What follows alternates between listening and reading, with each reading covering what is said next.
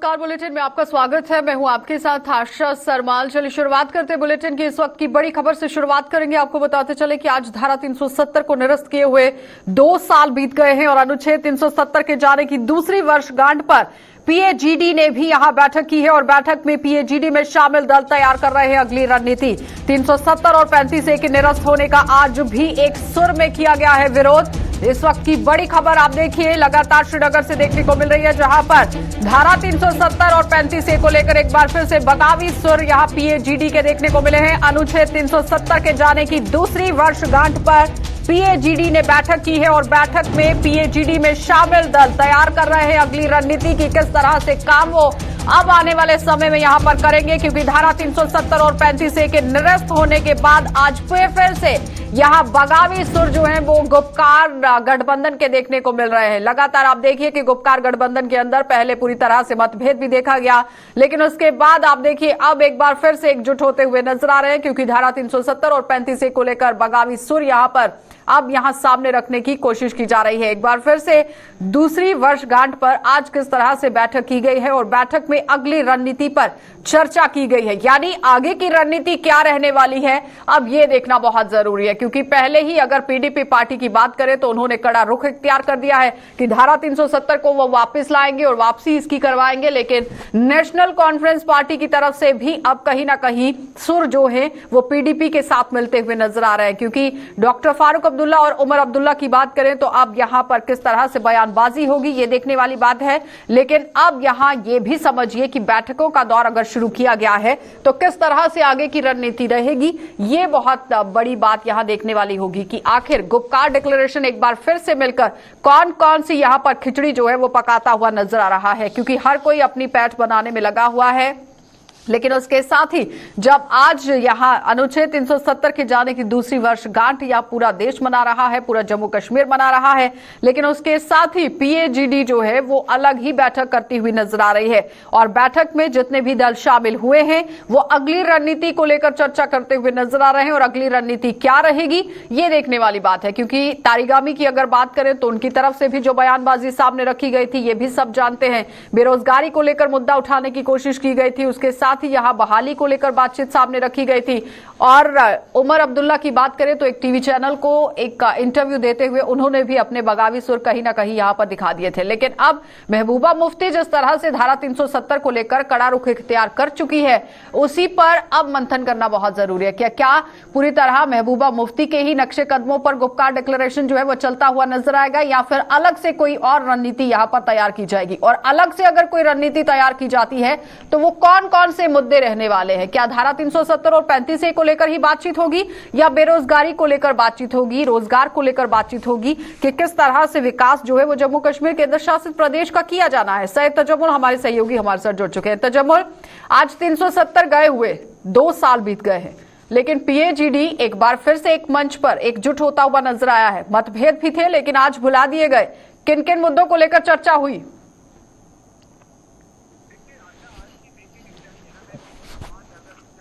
19 के बाद अब 2 साल मुकम्मल होने लगे और जिसके बाद आज डॉक्टर फारूक अब्दुल्ला, महबूबा मुफ्ती और इसके अलावा मोहम्मद यूसुफ तारिगामी, अवामी नेशनल कॉन्फ्रेंस के सीनियर नायब सदर मुजफ्फर अहमद शाह जो है अभी भी मीटिंग चल रही है और मीटिंग में किन मुद्दों पे बातचीत हुई होगी इसके लिए थोड़ा सा प्रेस रिलीज का इंतजार करना होगा। लेकिन क्योंकि मीटिंग बंद कमरों में है, लेकिन बड़ी बात यह है कि आज 5 अगस्त के दिन ही इस मीटिंग का इनेकाद किया जा सका है।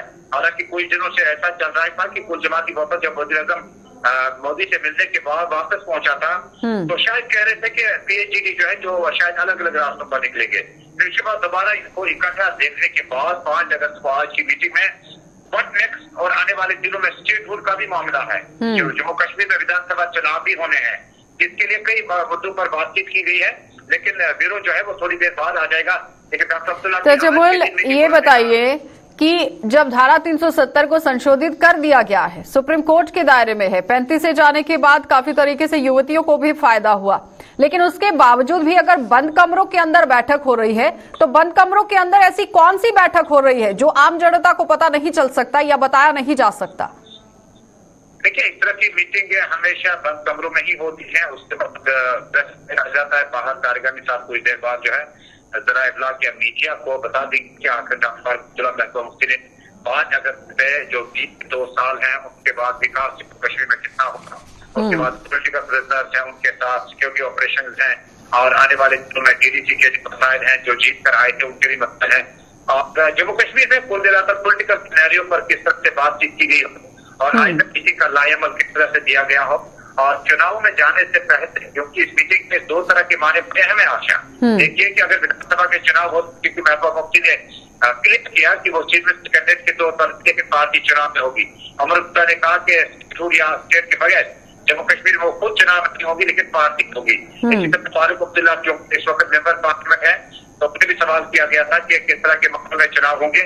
लेकिन इस वक्त चुनाव की वजह से पीएचडी इकट्ठे जाता है, जिसमें पीएचडी में 2 बड़े पोलिटिकल सबसेट है, एक नेशनल कॉन्फ्रेंस, एक पीडीपी है, और उसके बाद काफी छोटी बड़ी जमातों का भी साथ है, जेकेपीएम है, उसके बाद सीपीआईएम है, अवामी नेशनल कॉन्फ्रेंस है। लेकिन जिस वक्त चुनाव होंगे, क्या पीएचडी अगर चुनाव अलग अलग लड़ता है तो ये बेमानी एक्सरसाइज होगा, अगर इकट्ठे लड़ते हैं तो माने की जाएगी बात का फोरम जो है जम्मू कश्मीर के लिए भी बात करेगा। अगर चुनाव अलग होंगे, अगर रैलियां अलग होंगी, बहुत कमरों में मीटिंग इकट्ठा होंगी, इसके माने थोड़े मुतासर होते हैं। लेकिन जिस वक्त आज जो तस्वीर आएगी, तजम्मुल, आप राजनीति का बहुत अच्छे से तजुर्बा भी रखते हैं और फील्ड में भी काफी समय से काम कर रहे हैं और तजुर्बा काफी रख रहे हैं, लेकिन क्या लगता है कि जिस तरह से भारतीय जनता पार्टी के रथ को रोकने के लिए पीएचडी एक कमरे के अंदर मौजूद है, इस वक्त यहाँ पर एकजुट होती हुई नजर आ रही है? क्योंकि पिछले दिनों की बात देखिए ना, डीडीसी जब चुनाव हुए हैं उस वक्त भी एकजुट होकर ही चुनाव लड़े थे, लेकिन आम जनता के हाथ में क्या दिया इन लोगों ने वो सबके सामने था। कहीं आने वाले समय में एक बार फिर से वही यहाँ पर गेम खेलने की कोशिश तो नहीं की जा रही? कौमी जनता बीजेपी के जो खुद मौजूद कश्मीर में और वो सेलिब्रेट कर रहे हैं जम्मू कश्मीर में 370 के आंकड़ों को कानून से खत्म करने का, और साथ में बीजेपी के लोकल वर्कर्स वगैरह जो वगैरह हैं। दूसरी तरफ पीएचडी की आज की मीटिंग मुझे लगता है कि इसका अंतर बिल्कुल साफ तौर पर दिख रहा है कि उन्होंने कहा था कि इसको ब्लैक डे के तौर पर माना जाए, लेकिन कॉन्स्टिट्यूशन में लोगों से पूछे बगैर, स्टेक होल्डर से पूछे बगैर किया गया। अब डे बनाने का मतलब ये तो नहीं कि उन्होंने आज ही के दिन मीटिंग रखी है जिसका गालिबन ये मकसद निकलेगा कि कम से कम आज पीएचडी के लीडर मिल, क्योंकि बहुत स्टेक पीएचडी का भी लगा है जहाँ पर लोग उनसे पूछ सकते थे, कम से कम आज आप लोगों को सलाह मशवरे के लिए इकट्ठा करना जाएगा। अगर आज पीएचडी का मीटिंग अब जारी है, थोड़ी देर में 35 से 370 के अप्रोवेशन के बाद पीएचडी का स्टैंड क्या थोड़ी सी तब्दीली लाएगी अपने मौके पर, ये बड़ी बात होगी। लेकिन बाहर जो नजारे हैं बीजेपी इसको सेलिब्रेट कर रही है, कांग्रेस के राहुल गांधी नाम को आएंगे, और उसके बाद जम्मू कश्मीर राजनीति जो है फिलहाल विधानसभा होने तक, यानी जब मीटिंग खत्म होती है, प्रेस ब्रीफिंग होगी, प्रेस रिलीज सामने आएगी, प्रेस कॉन्फ्रेंस होती है, तो उसके बाद ही दूध का दूध और पानी का पानी होगा कि आखिर गुप्कार गठबंधन किस किन मुद्दों को लेकर यहाँ पर चर्चा करती हुई नजर आ रही है और आगे की रणनीति क्या रहेगी। बहुत बहुत धन्यवाद तजम्मुल जुड़ने के लिए। तो फिलहाल आपने देखा कि हमारे सहयोगी सैयद तजम्मुल हमारे साथ जुड़े हुए थे, जो बता रहे हैं कि किस तरह से बंद कमरे के अंदर आज यहाँ पर गुप्कार की मीटिंग शुरू हो गई है। अब यहाँ सवालिया निशान ये बन रहा है कि इसी तरह से बंद कमरे के अंदर मीटिंग डीडीसी चुनावों के दौरान भी होती थी, और आज धारा 370 के जब 2 वर्ष पूरे हो चुके हैं तो आज भी मीटिंग का दौर शुरू हो गया है। लेकिन अगली रणनीति क्या होगी ये देखने वाली बात है। आगे बढ़ जाएंगे, अब आपको लिए चलेंगे अनंतनाग, क्योंकि अनंतनाग से भी आज एक और बड़ी खबर जो है वो देखने को मिली है। पूरी तरह से आप देखिए, आतंकवाद के गढ़ कहे जाने वाले यहाँ साउथ कश्मीर में अब यहाँ तिरंगे झंडे फहराने की कवायद शुरू कर दी गई है, और धारा 370 के जाने के बाद जिले में हालात बेहद सुधरते हुए नजर आ रहे हैं। साउथ कश्मीर में अब सुरक्षा बलों पर पत्थरों की बरसात यहां पर नहीं होती हुई दिख रही है। आतंकवाद की कमर तोड़ने में सुरक्षा बलों का बेहद यहां योगदान देखा गया है। इस वक्त की बड़ी अपडेट, क्योंकि आतंकवाद को लेकर बातचीत करना बहुत जरूरी है। जिस तरह से साउथ कश्मीर की बात करें तो अब यहां सुरक्षा बलों पर पत्थरबाजी नहीं हो सकती है,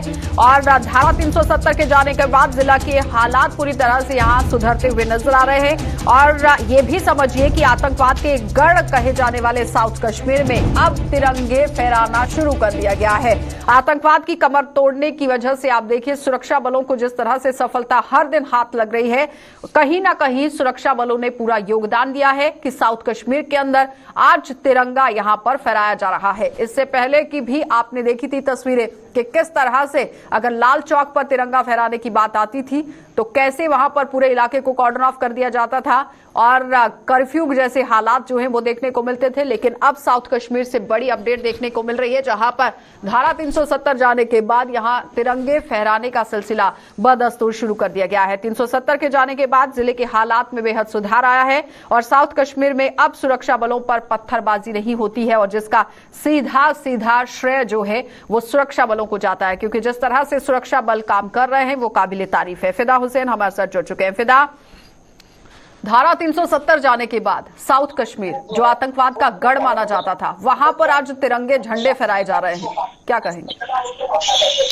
देखिए आशा, मैं आपको बिल्कुल ये बता दूं कि आज जो 5 अगस्त है और 5 अगस्त की याद जो है हर किसी को है 2019 जब धारा 370 हटा ली गई है, और जहां आज बीजेपी कार्यकर्ता जो है सड़कों पर उतर आए और उनके हाथ में तिरंगे थे।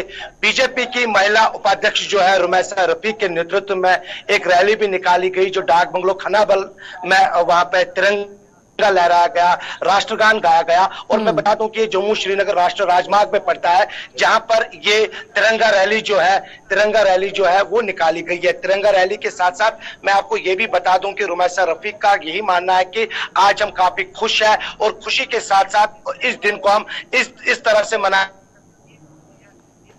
सारा जो है सुना होता है कि आज ईद है, तो वैसे ही आज का दिन भी हमें ईद से कम नहीं जाए। रुमैसा रफीक भी हमारे साथ है। आशा के साथ हम बात करेंगे आगे की बात कि फुल फ्रेम छोड़ दीजिए फिदा को दिमाग में। तो रुमैसा जी ये बताइए कि आज आपने जो तिरंगा रैली निकाली है, आपने जो तिरंगा भी पहना हुआ है, इस हवाले से बताएं।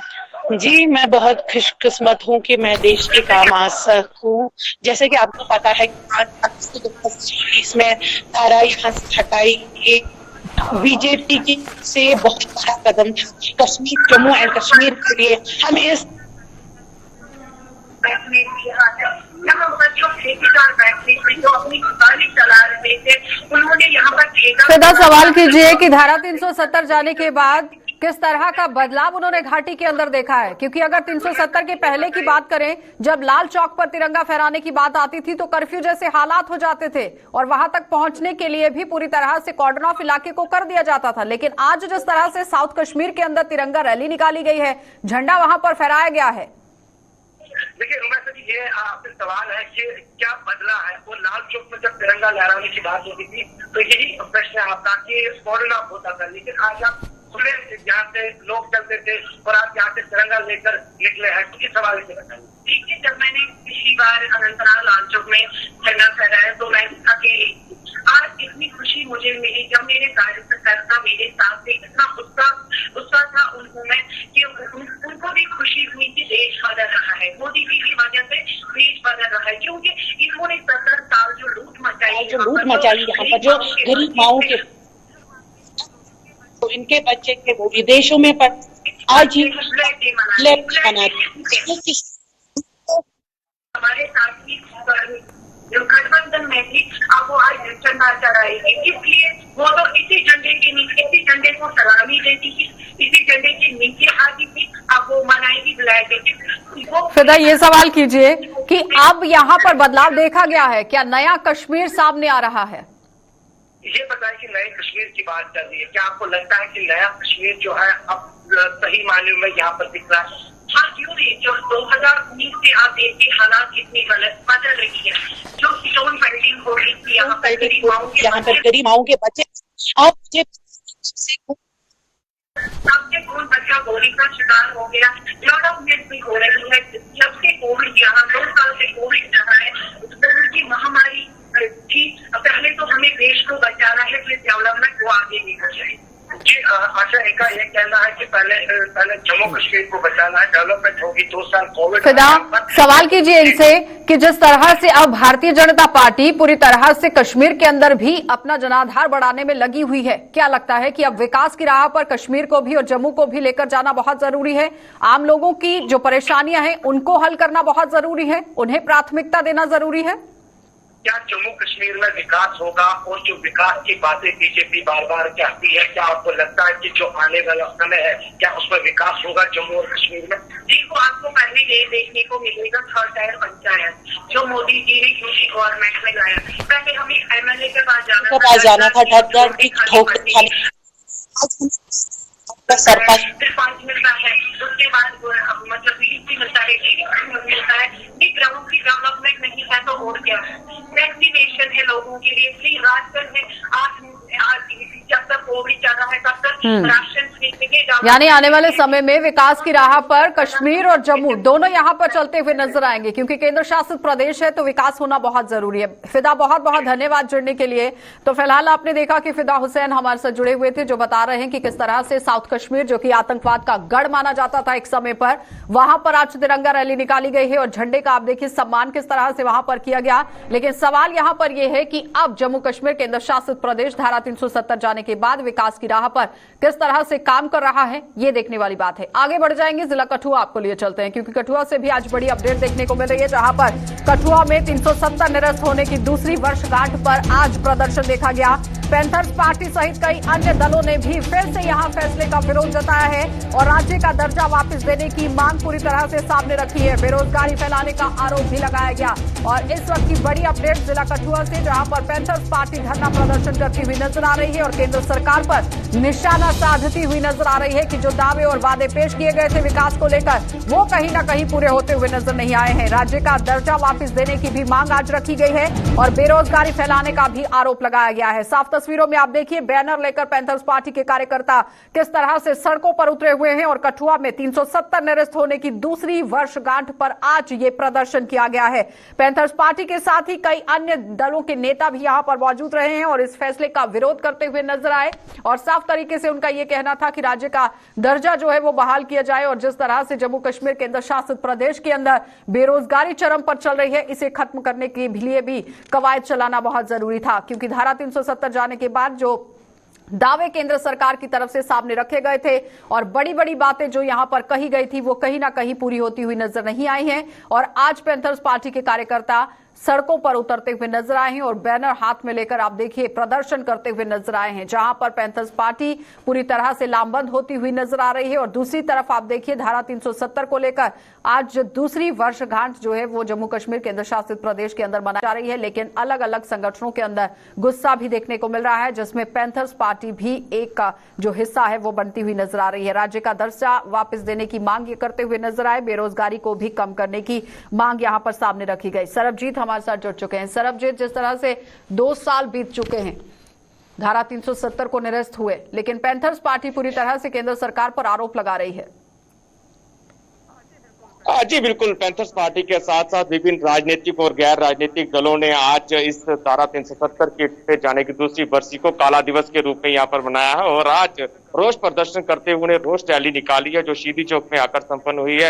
इन लोगों का आरोप है कि लगातार जिस तरह से केंद्र सरकार जो है अपने काले कानून जम्मू कश्मीर पर थोप रही है, जब से 370 को हटाया गया है यहाँ से तब से कई कानून जो है यहाँ पर थोपे गए हैं, जिससे सबसे बड़ी बात उन्होंने ये कही है कि टोल प्लाजा लगातार यहाँ पर लगाए जा रहे हैं। इसके अलावा जो बेरोजगारी है उसकी दर भी यहाँ पर बढ़ी है। जो वायदे जो है केंद्र की सरकार ने किए थे वो पूरी तरह से यहाँ पर विफल होते साबित हुए। खोखले वादे केंद्र सरकार ने किए थे और जब से 370 को हटाया है, जो स्पेशल स्टेटस जम्मू कश्मीर का था उसको यहाँ पर हटाया है, इसके रोष स्वरूप यहाँ पर उन्होंने रोष प्रदर्शन किया। इसके अलावा अगर बात करें तो कांग्रेस पार्टी ने भी आज पत्रकार वार्ता कर इस धारा 370 को हटाए जाने की वर्षी को काले दिवस के रूप में मनाया और काली पट्टियां बांधकर उन्होंने रोष व्यक्त किया है।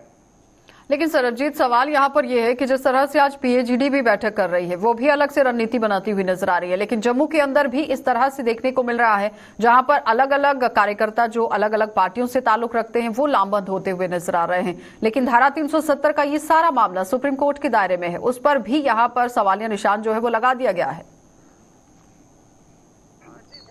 जी बिल्कुल, सवालिया निशान तो जाहिर तौर पर यहाँ पर लगा है। यहाँ पर रोष प्रदर्शन किया है और प्रदर्शन करने लोगों ने यह भी कहा है कि चुप्पी को उस तरीके से ना कि वो लोग कि जो वायदे किए कि सरकार ने जब इस धारा 370 को यहाँ पर तोड़ा गया है, तो जो लोगों के साथ वायदे किए थे उन वायदों पर सरकार जो है खरा नहीं उतरी है, ना ही यहाँ के लोगों को रोजगार मिला है, उल्टा महंगाई जो है वो बढ़ा दी गई है। इसके अलावा जो बड़ा आरोप इन्होंने यही लगाया है कि जिस तरह से टोल प्लाजा जो है जम्मू प्रांत में लगाए गए हैं, उनका ये कहना है कि धारा 370 से पहले ऐसा कुछ नहीं था। स्पेशल स्टेटस था जम्मू कश्मीर को, और जम्मू कश्मीर स्टेट को का दर्जा उन्होंने वापस लेते हुए यूटी का दर्जा इनको दे दिया है। उनका ये कहना था कि जिन जो यूटी हैं उनको राज्य का दर्जा दिया जाना चाहिए था, लेकिन ये पूर्ण राज्य को यूटी का दर्जा दिया है। ऐसे में उनको दूसरी श्रेणी का नागरिक यहाँ बना दिया है। इसी मामले को लेकर ये सब लोग यहाँ पर रोष प्रदर्शन कर रहे थे। सरबजीत, बहुत बहुत धन्यवाद जुड़ने के लिए। तो फिलहाल आपने देखा कि सरबजीत हमारे साथ जुड़े हुए थे, जो बता रहे हैं कि पैंथर्स पार्टी के कार्यकर्ता किस तरह से आज प्रदर्शन करते हुए नजर आए हैं, और स्पेशल स्टेटस को लेकर भी आज बात उन्होंने सामने रख दी है। और साथ ही साथ आपको ये भी बताते चले कि जम्मू कश्मीर की अगर बात करें तो यहाँ पर राज्य का दर्जा बहाल करने की ये लोग मांग करते हुए नजर आए। आगे बढ़ जाएंगे, जिला सांबा आपको लिए चलते हैं, क्योंकि जिला सांबा से भी बड़ी अपडेट देखने को मिल रही है, जहां पर सांबा मानसर रोड पर भारी ट्रॉलों की आवाजाही बंद हो गई है और 6 टायर वाले ट्रकों को ही यहां आवाजाही की इजाजत मिलेगी। सड़क हादसों पर रोक लगाने में ये फैसला पूरी तरह से कारगर साबित होगा, और 2 टोल प्लाजा भी बाईपास नहीं कर पाएंगे भारी वाहनों के चालक। यानी बिल्कुल पूरी तरह से यहां पर जो एक निगरानी है वो इन ट्रक चालकों पर रखने की कोशिश की गई है। और सांबा मानसर रोड की अगर बात करें तो वहां पर अब भारी ट्रॉलों की आवाजाही नहीं होगी, और इस पर पूरी तरह से रोक लगा दी गई है। 6 टायर वाले ट्रकों को ही आवाजाही की इजाजत दी जाएगी, क्योंकि आए दिन जिस तरह से सड़क हादसे पेश आ रहे हैं उसी को मद्देनजर रखते हुए ये सारा यहाँ पर फैसला लिया गया है। और 2 टोल प्लाजा भी बाईपास नहीं कर पाएंगे वाहन चालक, जो एक बहुत बड़ा सवालिया निशान बनता हुआ नजर आ रहा था, क्योंकि पहाड़ी इलाका है और पहाड़ी इलाके की वजह से काफी परेशानियां भी लोगों को झेलनी पड़ी। क्योंकि इससे पहले मानसर और सांबा की अगर बात करें तो यहां पर कई एक्सीडेंट जो है वो देखने को मिले हैं। सड़क हादसे यहां पर आए दिन पेश आ रहे हैं, जिसकी वजह से कई लोगों की जान भी चली गई है। लेकिन अब प्रशासन हरकत में आता हुआ आप देखिए किस तरह से नजर आ रहा है, जहां सांबा मानसर रोड पर भारी ट्रॉलों की आवाजाही पूरी तरह से बंद कर दी गई। सिर्फ और सिर्फ यहां 6 टायर वाले ट्रकों को ही आवाजाही की इजाजत दी गई है, और सड़क हादसों पर रोक लगाने के लिए यह फैसला लिया गया है। लेकिन अब देखना यह होगा कि रोक तो लगाई गई है, लेकिन इस पर किस तरह से पारदर्शी तरीके से काम होगा, ये बहुत बड़ा सवाल है। ऋषि खजूरिया हमारे साथ जुड़ चुके हैं। ऋषि, जिस तरह से यहां पर सांबा मानसर रोड की बात करें तो कई वाहनों को वहां पर रोका गया है, सिर्फ और सिर्फ 6 टायर वाले जो ट्रक हैं वो यहां से गुजर सकते हैं। लेकिन सवाल यहां पर ऋषि ये है कि किस तरह से पारदर्शी तरीके से ये काम होगा। देखिए, बिल्कुल इस समय भी मैं मानसर मोड़ पे मौजूद हूँ, और यहीं से घाटी की ओर जितने भी जाने वाले एसेंशियल सर्विसेज है वो यहीं से गुजरती है, ये क्योंकि इसके आगे धार रोड है। और अगर ग्याराचक की तरफ से भी अगर किसी ने कश्मीर घाटी की ओर जाना है देखे तो वो भी धार रोड से निकलेगा। लेकिन यहाँ पर ट्रैफिक वाले जो पुलिसकर्मी है वो यहाँ पर बैठे हुए हैं, ट्रैफिक के अधिकारी यहाँ पर बैठे हुए हैं, और यहाँ पर वो हर एक गाड़ी को चेक कर रहे हैं कि जो 6 टायर वाली गाड़ी होगी उसी को यहाँ से आगे घाटी की ओर रवाना किया जा रहा है। जो 6 से ज्यादा वाली गाड़ी है, टायर वाली गाड़ी है, तो उसको आगे नहीं जाने दिया जा रहा है। इसका एक यहाँ पर जो बताया गया है कि जो डीसी उधमपुर है इंदू कंवल जी, उन्होंने एक ऑर्डर जारी किया है कि गोल मेला एक जगह है उधमपुर में, वहां पर काफी ज्यादा ट्रैफिक जाम हो जाता है जब भी मानसर सांबा रोड से गाड़ी उधमपुर से क्रॉस होकर कश्मीर घाटी की ओर जाती है, या फिर दियालाचक से कोई गाड़ी उधमपुर से होते हुए कश्मीर घाटी को जाती है, तो वहां पर काफी हैवी ट्रैफिक जाम हो जाता है। ये भी एक उदाहरण दिया गया है। और उसी के साथ साथ बताया गया है कि जो ये 2 टोल प्लाजा हैं उनका रेवेन्यू जनरेशन वो जो है वो नहीं हो रहा, और कहीं ना कहीं ट्रक वाले जो है वो इसी मानसर सांबा उधमपुर रोड से जाते हैं कश्मीर घाटी की ओर। तो ये मेन जो कारण दिया गया है कि गोल मेला एक जगह है, वहां पर ट्रैफिक जाम हो जाता है, यानी ट्रैफिक जाम हो जाता है, रेवेन्यू जनरेट नहीं हो रहा है, और सड़क हादसे बार बार पेश आ रहे हैं। लेकिन ऋषि, यहाँ पर सवाल यह है कि ट्रैफिक पुलिस जो नाके पर इस वक्त रहेगी वो किन किन गाड़ियों को छोड़ेगी, ये बहुत बड़ा सवाल है, क्योंकि भ्रष्टाचार के कई मामले ट्रैफिक पुलिस पर देखे गए हैं। बिल्कुल, लेकिन आपको बता दें कि इस समय जो गाड़ियां उधमपुर की ओर जा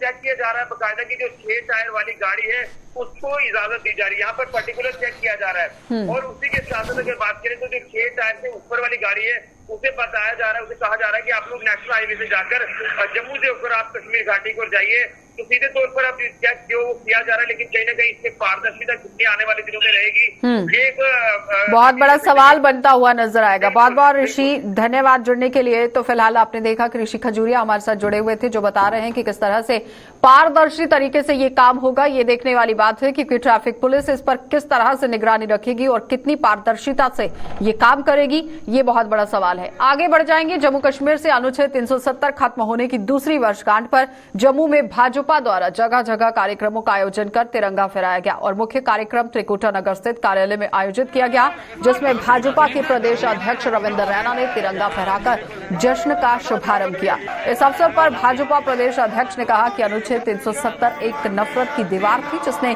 जम्मू कश्मीर में आतंकवाद और अलगाववाद को जन्म दिया।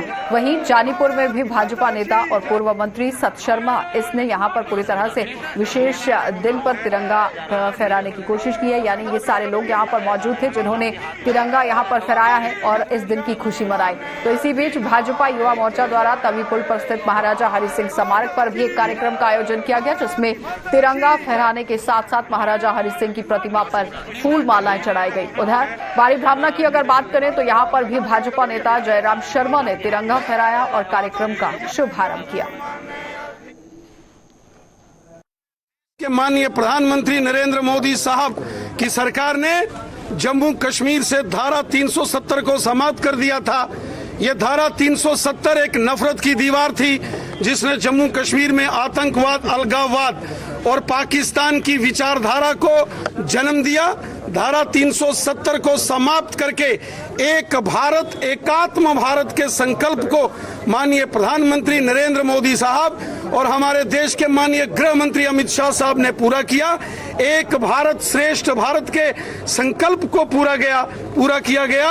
70 साल धारा 370 के कारण जम्मू कश्मीर के अंदर आतंकवाद, अलगाववाद और पाकिस्तान की मानसिकता ने लाखों बेगुनाह लोगों की हत्याएं की। चलिए, बुलेटिन में फिलहाल इतना ही। देश और दुनिया की खबरों के लिए आप बने रहिए गुलिस्तान न्यूज के साथ।